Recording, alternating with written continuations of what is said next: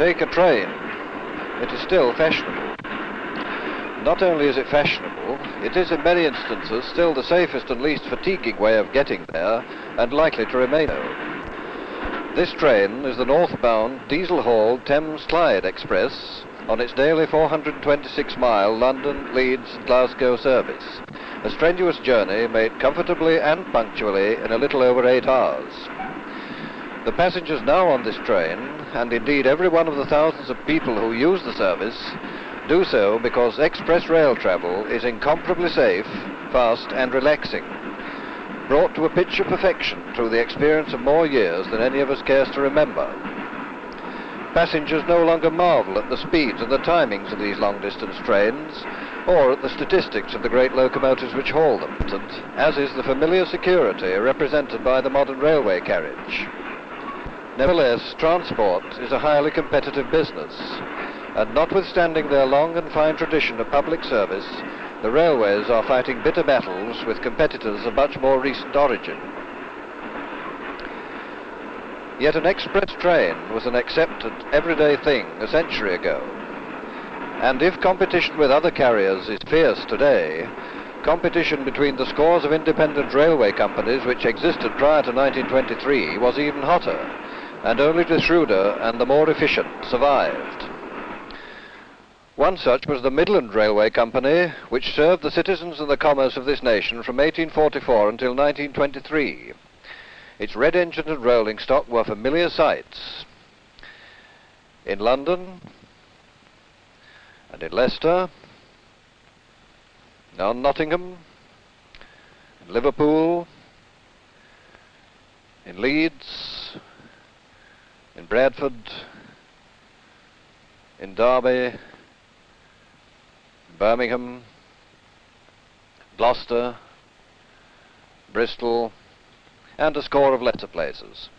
Among the great corporations which constitute railway companies of the centuries, the Midland occupied a lofty position. It was, indeed, a great railway, and its greatness, both in conception and execution, is not better illustrated than by its solution of a serious problem which had confronted it for some years, and the crux of which was reached in the year 1866. This problem was to secure a fair share of the valuable Scottish traffic. Whereas the London and North Western and Caledonian railways control the west coast route over Shap Fell, and the Great Northern and the North Eastern railways the east coast route through Doncaster and York, the Midland terminated at the little Dales village of Ingleton, and dependent upon good relations with the London North Western Railway thereafter. But instead of good relations, there was much ill will, much delay, and many recriminations. So the Midland determined to build an independent way, and that way eventually led from the little market town of Settle to the great Citadel station in Carlisle, embracing en route over 70 miles of the finest railway engineering accomplishments known in this land.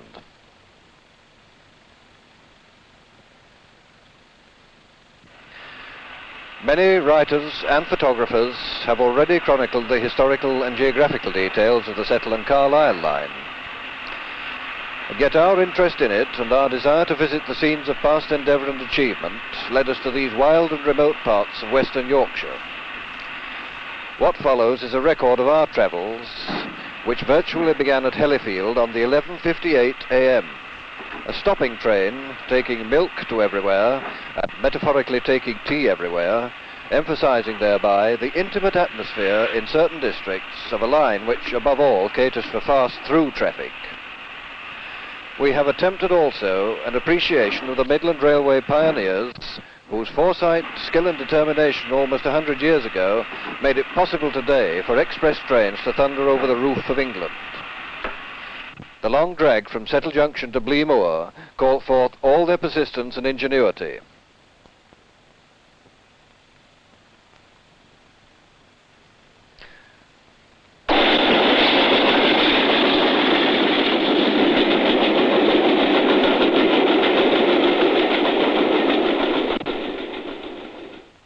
A mile and a half south of Settle is Settle Junction.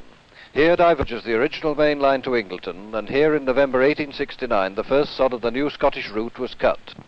This is the very beginning of the long drag, or the first 20 miles of the Settle and Carlisle line, so called because of the gruelling climb of over 700 feet with a ruling gradient of 1 in 100 to Bleemoor Tunnel, an endurance test for engines and enginemen alike. There is a small disused station here, declared redundant soon after the line was opened, and today it has the air of a forlorn sentinel standing guard at the entrance to the Great Fell line. Opposite, Mr. Evans, the signalman, pulls over his levers, the modern diesel-hauled express thunders over the junction and begins the long climb.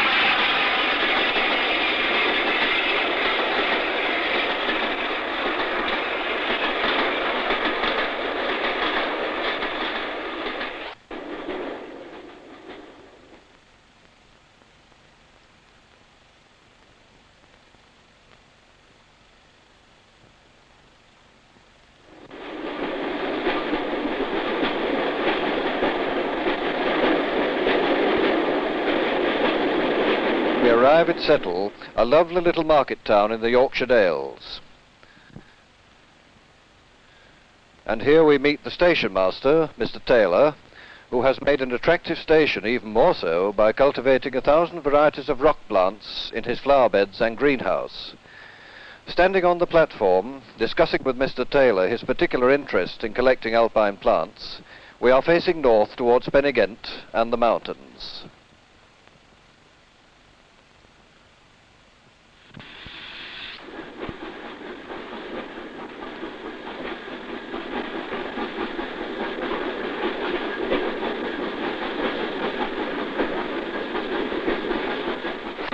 Miles from Settle, the line passes the former Craven limestone quarries, and a cutting bypasses Stainforth village.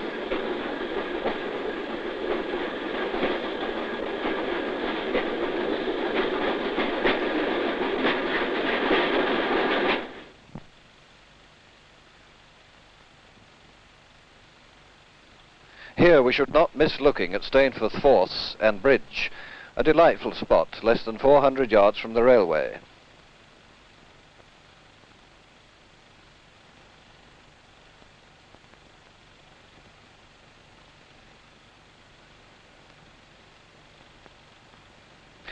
And from here the line is carried at considerable elevation over the Ribble by a beautifully engineered skew bridge at Sheriff Brow.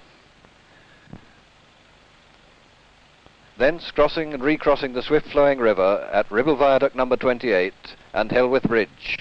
All these are lesser examples of the great structures which lie ahead. In this area, the engineers had great difficulty in selecting the best route, due largely to the winding nature of the river, which subsequently had a new course blasted out for it, while the railway was laid along its former bed. Limestone is part of the natural wealth of Ribblesdale, and thousands of tons are moved by rail every year. 4.5 miles of sidings laid down at Horton testify to its importance. The great limestone mass of Penigent broods over this village and the railway. It was once inquired of E.O. Ferguson, site engineer to the Midland Railway, where is Penigent near? And he replied, near nowhere. Everywhere is near Penigent. Henceforward the difficulties increased. The cutting which follows, insignificant enough now in appearance, was found to be composed of a hated and unique boulder clay, causing conditions of which John S. Crossley, chief civil engineer to the Midland Railway, said, I have known the men blast the boulder clay like rock, and within a few hours, if it had rained, to ladle out the same stuff from the same spot like soup in buckets. And even at this early stage, men were downing tools and asking for their money. But one of the most important requirements was a colossal quantity of readily accessible stone, required to feed the vast engineering works simultaneously proceeding ahead. And quite near to the line, on the left, almost 2 miles of quarry face were worked by gangs of masons, quarrymen and labourers. Large surplus stones of huge proportions are still to be seen projecting through the vegetation that now covers this scene of one-time industry.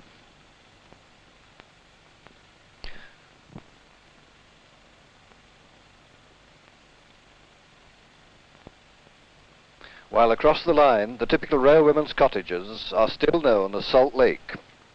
And the occupant of number 1 Salt Lake, a Mr. Alfred Fleck, is a descendant of one of the original workmen, and was shows this apparently quite ordinary item of whitewood furniture.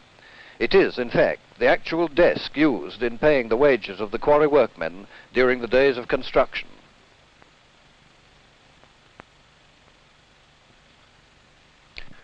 Mention has already been made of great engineering works already proceeding ahead.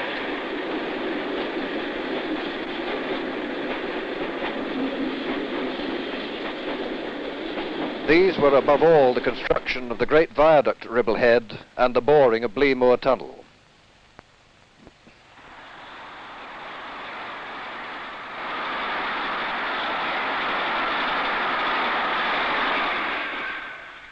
Immediately preceding these works, and in splendid isolation under the great shadow of Whernside, with the flat top of Ingleborough on the left and Bleemoor on the right, is the small station of Ribble Head, at one and the same time the District Railway Administrative Centre and Air Ministry Weather Station. Here on the platform we made the acquaintance of congenial Bill Sharp, the station master, who has been specially trained in weather reporting, and he described to us one evening how rainfall, wind velocity and wind direction are recorded in his comfortable station office, illuminated by the traditional oil lamp. Mr. Sharp was assisted here by his son Geoffrey, who is also his entire staff. To the northeast of this station was situated the great hutted camp known variously as Ribble Head, Batty Moss or Batty Green, which for 5 years accommodated the labour force engaged upon both viaduct and tunnel in one of the wildest and the windiest places in the world. On this site, during the years 1869 to 1875, lived over 2,000 people. The navvies, the labourers, their wives and their families. They had their own school, their own mission, their own post office, even their own library. For this was indeed a town, and you might call this track one of its streets. Stories about this camp are legion, and in many respects rival those of the Wild West. Remaining traces of it are few, but time and the elements have not obliterated everything. Here, for instance, stones were dressed.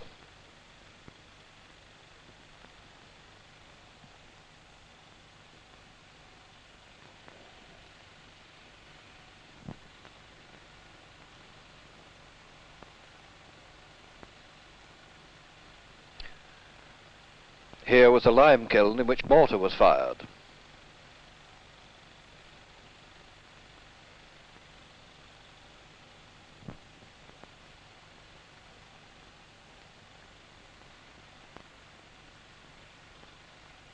And here bricks were fired on site.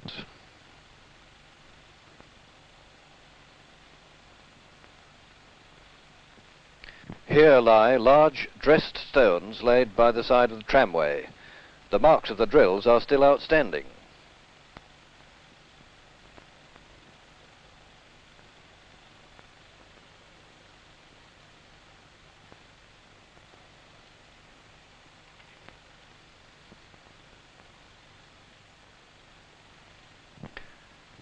Here was a workman's shelter, probably also used for the dressing of stones.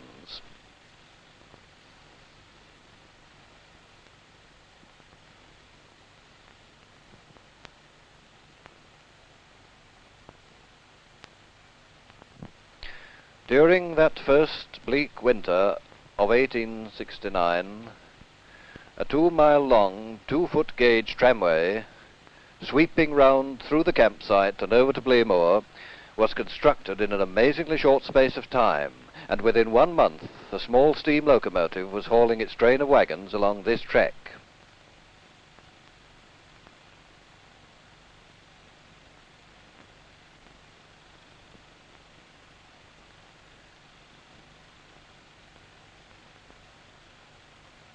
Here lived and worked a rough and noble people. They ate hugely, they drank largely, they fought, quarrelled, worshipped and feared God, and by the year 1875 had erected their most colossal monument, Ribble Head Viaduct. A quarter of a mile long and 165 feet high to the spring of the arch, all piers of its 24 spans are sunk 25 feet below ground into the solid rock.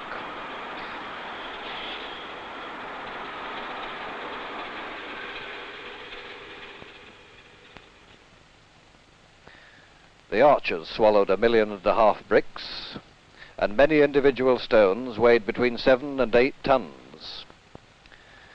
This vast structure, raised course upon course by an army of masons clinging to wooden scaffolding, and aided only by the simplest of mechanical devices, curves majestically across the valley.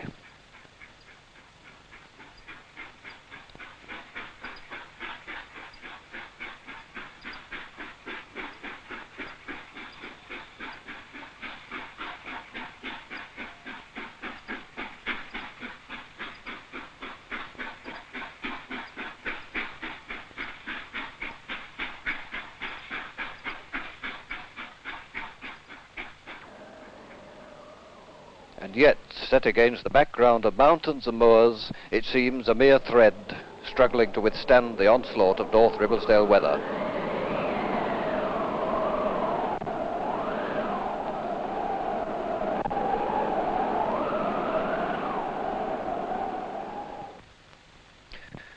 The next 2 miles of trek, in their profusion of wild flowers, seen by us in their sheltered cuttings in summertime, seemed to belie completely the grim nature of the greatest task of all which lay ahead, the boring of the 1.5 mile long tunnel through the gritstone and limestone mass which is Blee Moor.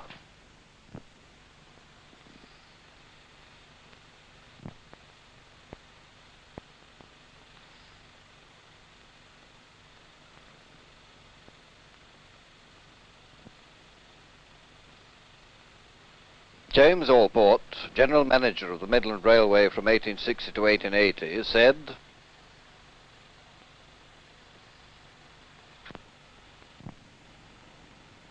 "I shall not forget, as long as I live, the difficulties that surrounded us in that undertaking.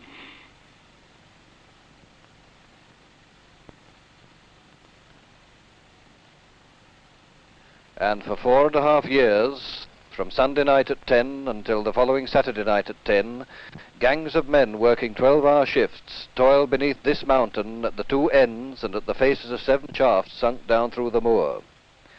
Not willingly did Blee Moor surrender itself to men and machines, and when their Herculean labours were concluded, continual vigilance was and is still required, because the conditions in this dark cavern play havoc with tunnel lining and permanent way. It was whilst a tunnel inspection was taking place that, armed with pressure lanterns, we eagerly joined the gang of oilskinned railwaymen in their journey into the depths of the tunnel.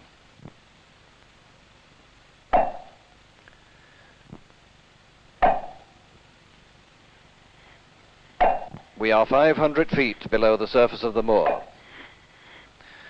Once beyond the penetration of brilliant light from the north portal, we had no difficulty whatever in imagining the scenes in the tunnel 90 years ago. Gangs of stalwart men, clad in vests and knee breeches, worked on their hands and knees, hand-drilling the holes in the rock, which they then filled with dynamite, at that time a new plaything costing £200 per ton. Their sole means of illumination was a legion of wax candles, whose dim light flickered down from rocky ledges through the dripping, murky vapour. Inch by inch and yard by yard, they drilled and they blasted their way in temperatures now as high as 80 degrees and now as low as winter's ice. Men were driven mad by foul air, darkness, damp and explosive stone, and they earned every penny of the then considerable rate of 10 shillings per day.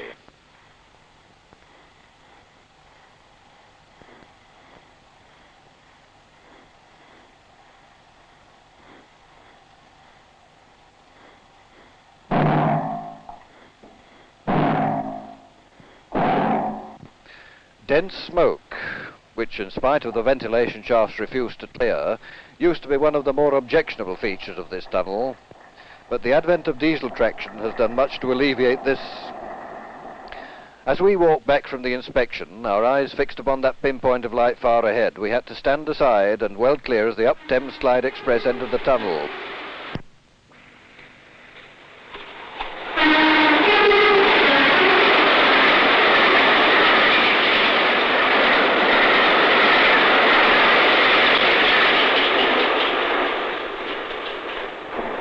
passed, we hastened forward again, and soon, and not unwillingly, we were once more out in the clear mountain air and sunshine, ready for a brew of tea.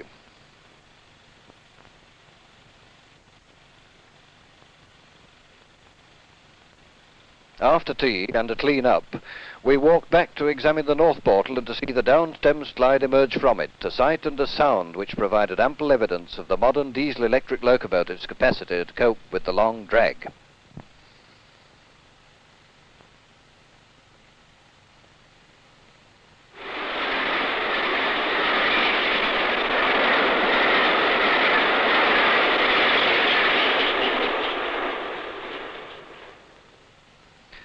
Climbing the south portal again, we were just in time to see another Scottish express enter the tunnel.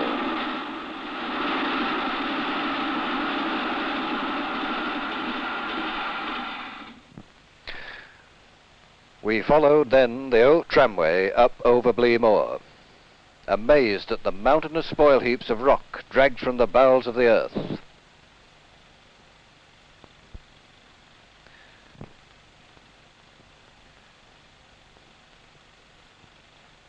And at last, at the summit, more than 500 feet above the line, we caught this breathtaking view of Dentdale beyond.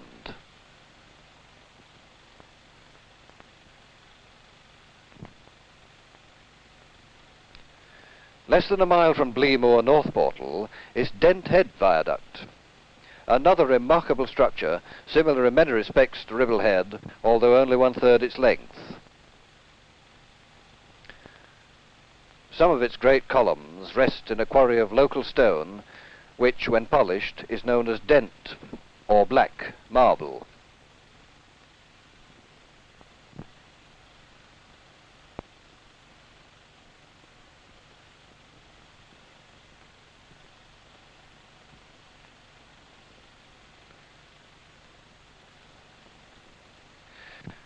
Great engineering like this, carried on sometimes in appalling conditions, was necessarily accompanied by considerable danger, which, coupled with illness, carelessness and personal violence, contributed to a total of over 100 deaths in the areas of Ribble Head and Dent Head alone.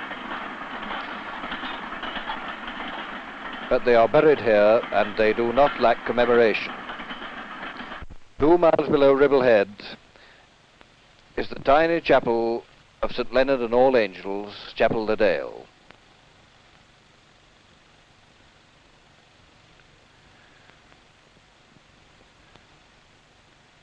And within the church is a white marble tablet dedicated to those who died.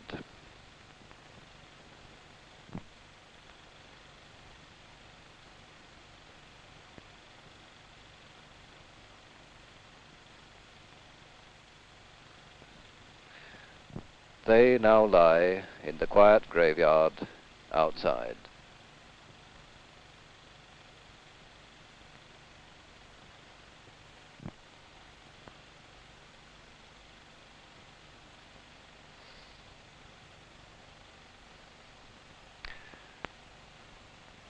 It has been mentioned that essentially this is a through line designed primarily for the swift passage of both passenger and goods expresses and with little local traffic of its own. This means that maintenance has to be contiguous and thorough and conducted largely upon the day of least traffic, which of course is Sunday.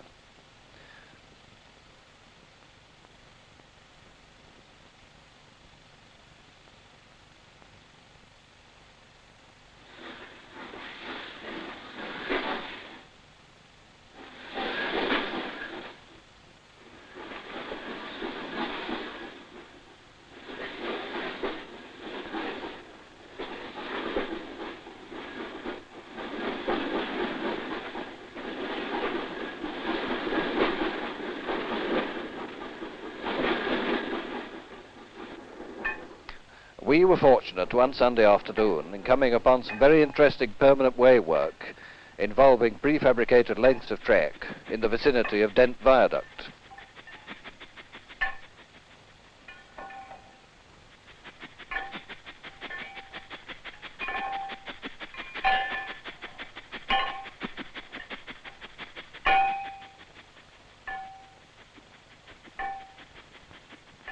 Watching these railwaymen relaying the trek with speed and coordination, we were forcibly reminded of those who had gone before and who had thrust forward, changing the face of this remote landscape and setting lines and levels destined to become one of the great rail highways of the world.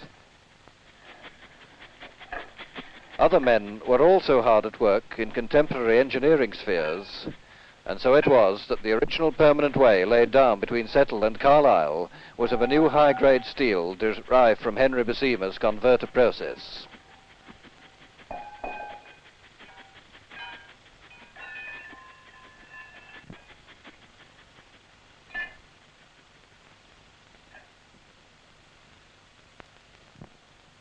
Beyond, through shale cutting, the line curves to Arton Gill.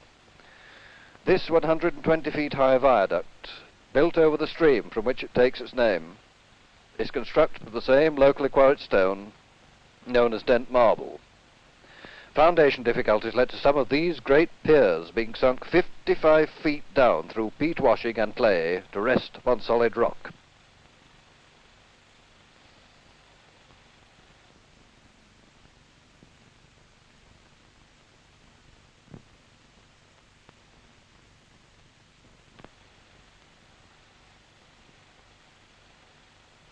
In looking at this structure, you are looking at upwards of 50,000 tons of stone, which, when viewed from the old tramway track down to the valley, appears a splendid piece of Victorian tracery.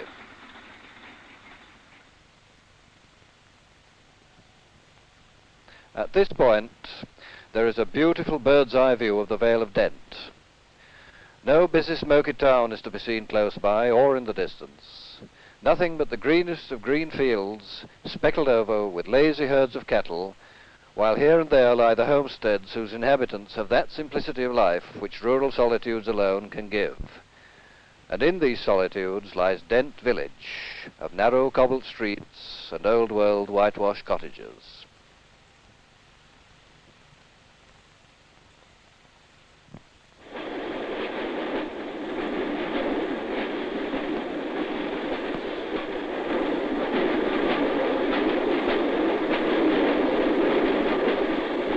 It can clearly be seen here how in Dentdale the line is borne literally upon a shelf cut high up the slopes of Widdale Fell and curves majestically around to Dent Station. Another small Gothic-style building perched uniquely 500 feet above the mountain slope and more than 4 miles distant from Dent village itself.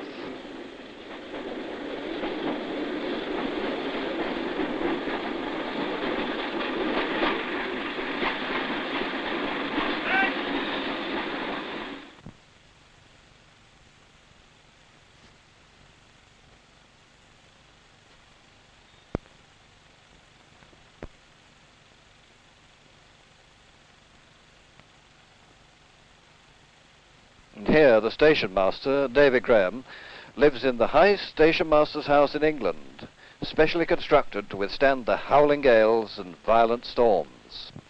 90 inches of rain per year are not unknown at Dent, and 3 lines of railway sleepers, 1,150 feet above sea level, have been erected as snow barriers.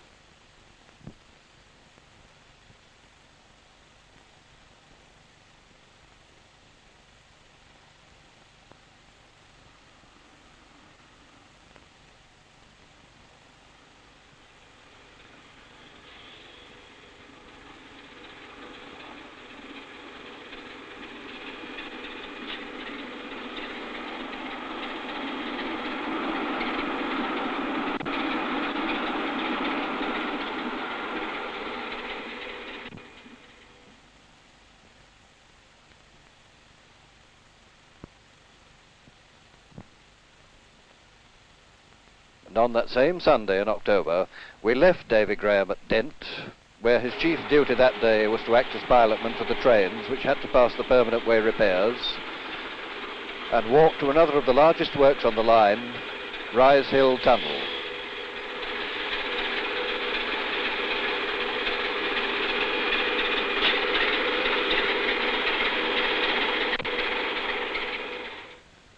This 1,213-yard-long tunnel through blue limestone had most of the attendant difficulties experienced in boring Blee Moor, and here again a temporary village was built on the hilltop, accommodating some 350 persons 1,300 feet above sea level. The material removed in boring was lifted by steam engines through 2 permanent shafts to the top of the hill, but ironically enough, the scarcity of ballast at the time meant that much of it had to be brought down again to become the bed of the permanent way.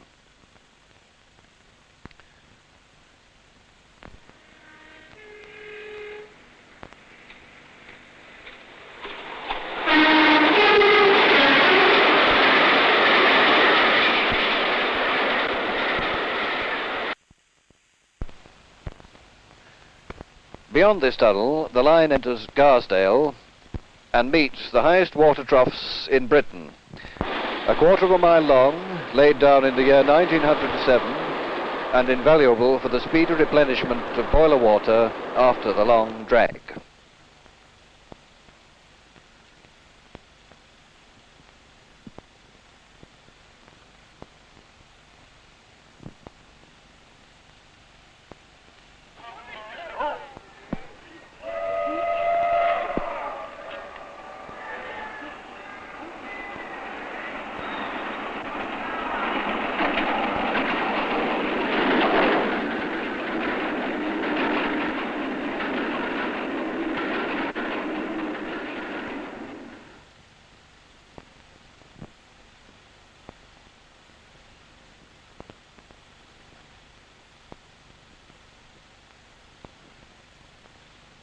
At Garsdale, there branched eastwards at one time a 6-mile line to Hawes. This route is now closed. Intermingled weeds and once cultivated flowers run riot over the forlorn and the derelict buildings, and the greater part of the track has been lifted. At Garsdale Station, the library and the social centre were in the tank house, and an old carriage served as a supper annex. Here, too, divine service was held in the waiting room, but Garsdale exists solely as a railway community. The famous stockaded turntable has always aroused curiosity. The stockade is in fact a windbreak built as the result of an incident some time prior to 1905, when an engine on the table was taken charge of by the wind and whirled round so rapidly that the crew were unable even to approach it, until its merry progress was arrested in the end by throwing ashes into the turntable pit.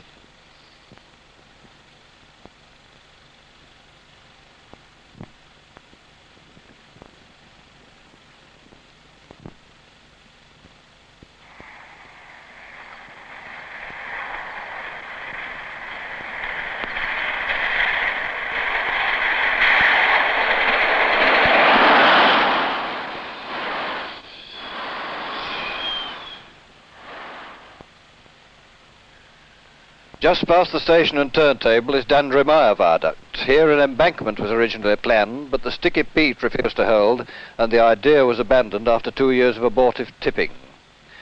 Sinkings of 15 feet had to be made before a firm foundation was discovered. Situated in an almost inaccessible area, this structure is also known as Moorcock Viaduct and takes the line round to the west and to the highest point on the line.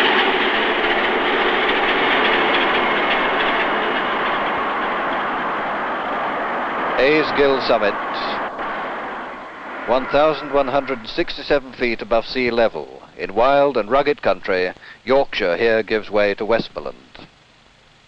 The lonely signal box, manned weekdays only, is actually on the county border, and a large sign informs travellers that the summit of the route has been attained, and virtually this is the end of the long drag.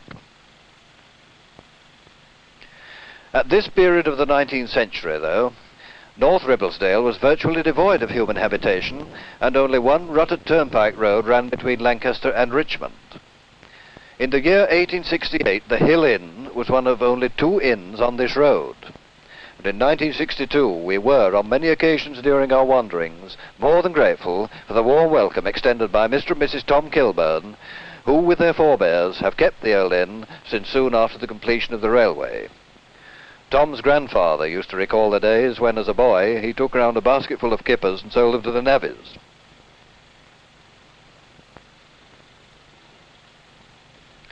This wintry scene reminded us forcibly of that which must in December 1868 have confronted the first survey party. Ice covered the backs of the fell sheep, and there was not a trace of shelter for man or beast.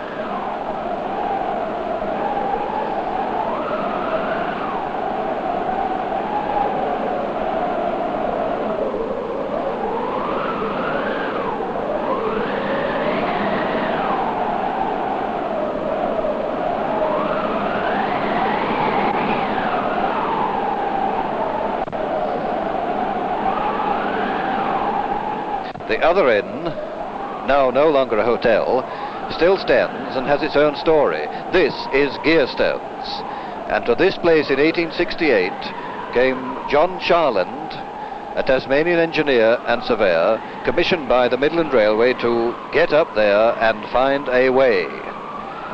Encompassed for mile upon mile by the bleak and rugged hills, these were the desolate surroundings in which these pioneers laid the foundations of a great railway.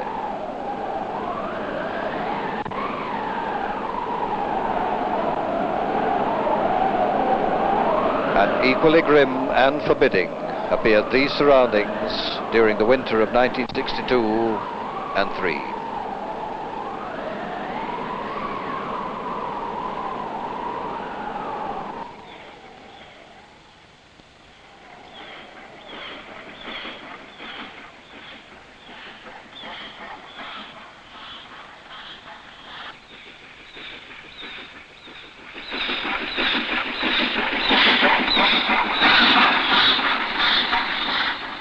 Great and ghostly icicles depended in Bleemoor Tunnel.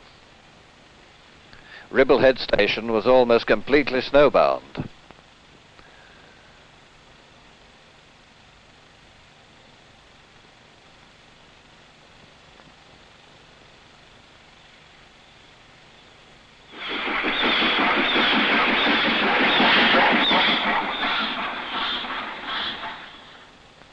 And unremitting frost and solid ice were the worst enemies. But when road conditions were absolutely impossible, for as long as they were able, the great expresses struggled on.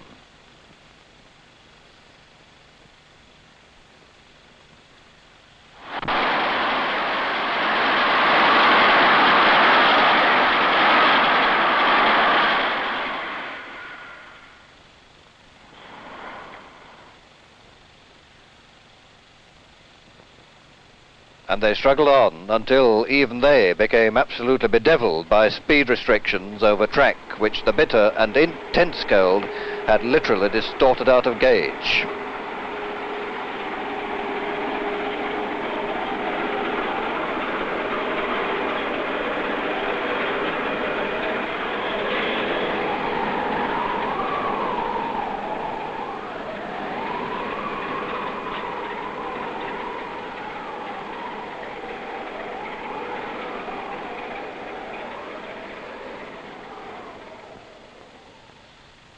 Every Sunday, permanent way gangs toiled to clear pack ice from the cuttings.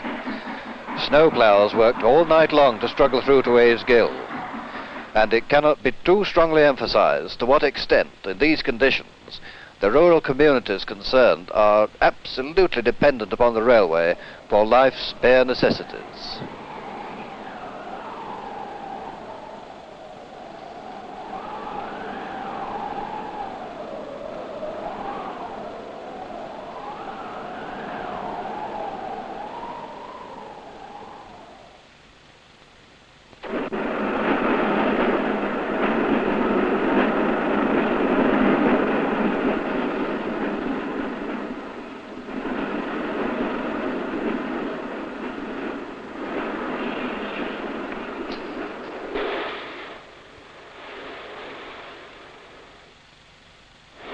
But leaving winter scenes behind, proceeding once again towards Carlisle,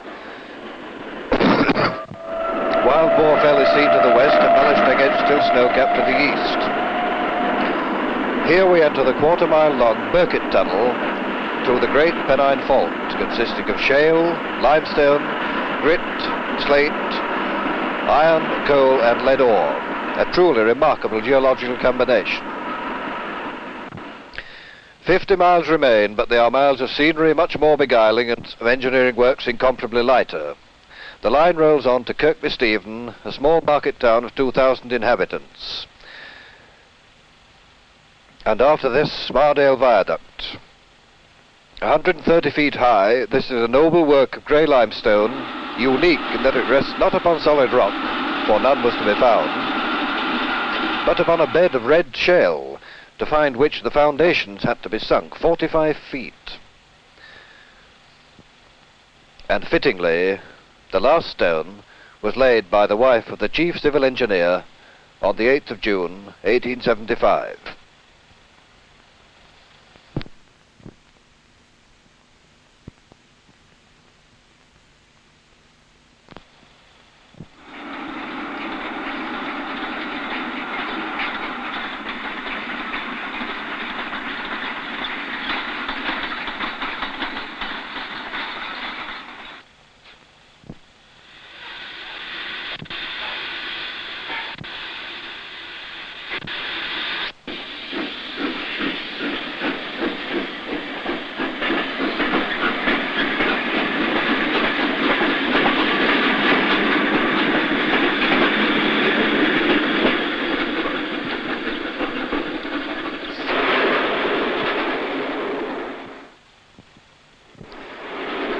The smaller tunnels, the bridges and the smaller viaducts continue.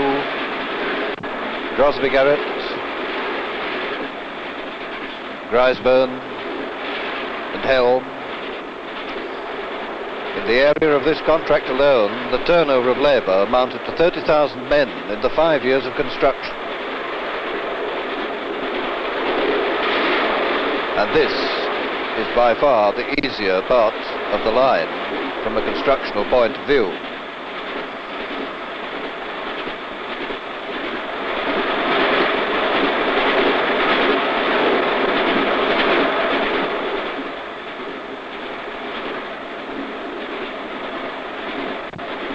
Now, by means of Ormside Viaduct, we make the first crossing of the beautiful River Eden to enter Appleby, the largest intermediate town on the line, 42.5 miles from Settle Junction, and an agricultural centre where great cattle and horse fairs have been held through the centuries, and from where considerable quantities of local dairy farm produce and vegetables are dispatched.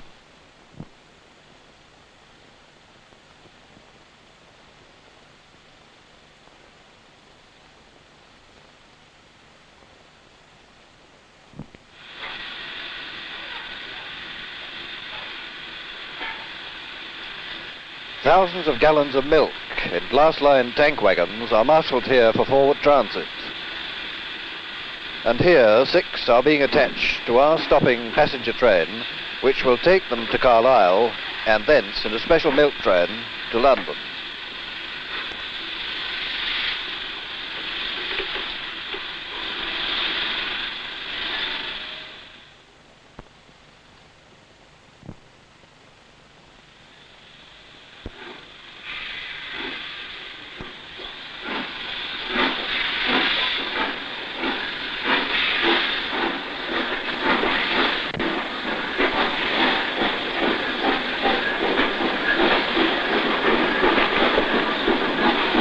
Leaving Appleby via Battlebarrow Bank, the line continues through Westmoreland, threading the lovely Eden Gorge, in its kindly serenity of scenery, a complete contrast to much of what we have seen before.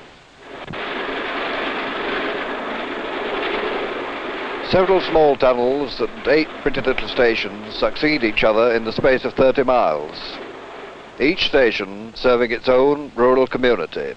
Again, it cannot be overstressed how vitally important, in both fair weather and foul, the railway is to these isolated places and people.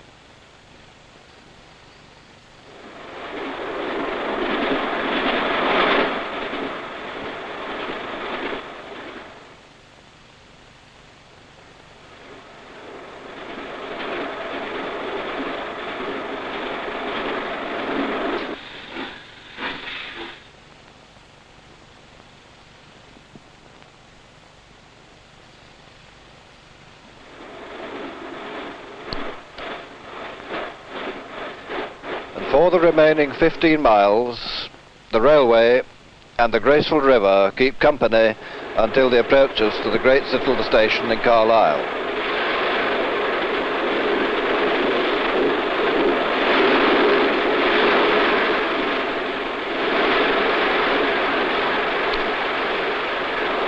And here, on the 2nd of May 1876, the first Midland passenger train came to rest, and Midland Red at last joined the liveries of the other railway companies which so numerously congregated at this great railway to Scotland.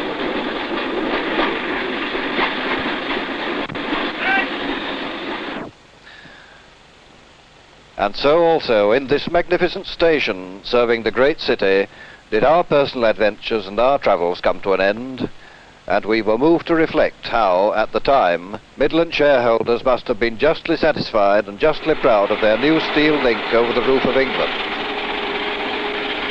For it was above all their cardinal stake in the Scottish traffic, and it had cost them nearly £4 million, or no less than £47,500 per mile.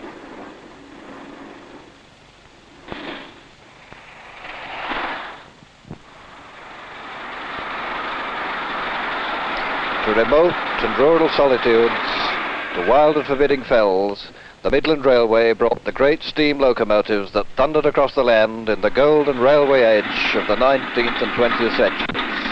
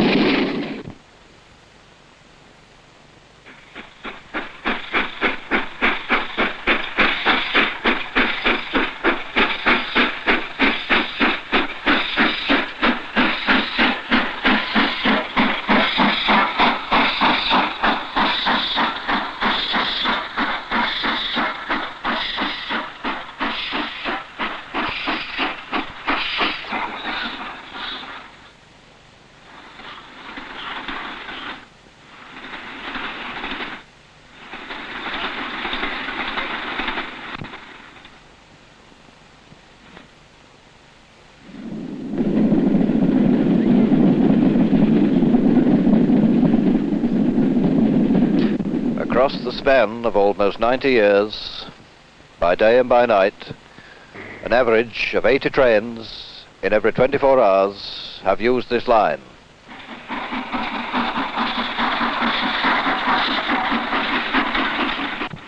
The romantic aura surrounding all railways, their steam locomotives and their famous trains, has engendered a fascination which few boys, and for that matter few boys grown to men, have found it in them to resist.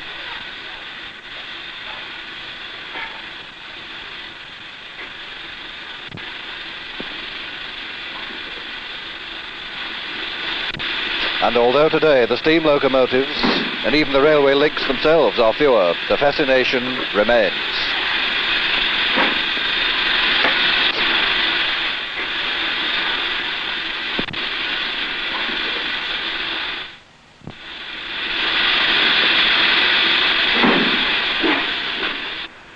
And it still remains in the purposeful hum of the huge diesel electrics thrusting over the wild moors to Aysgill and beyond.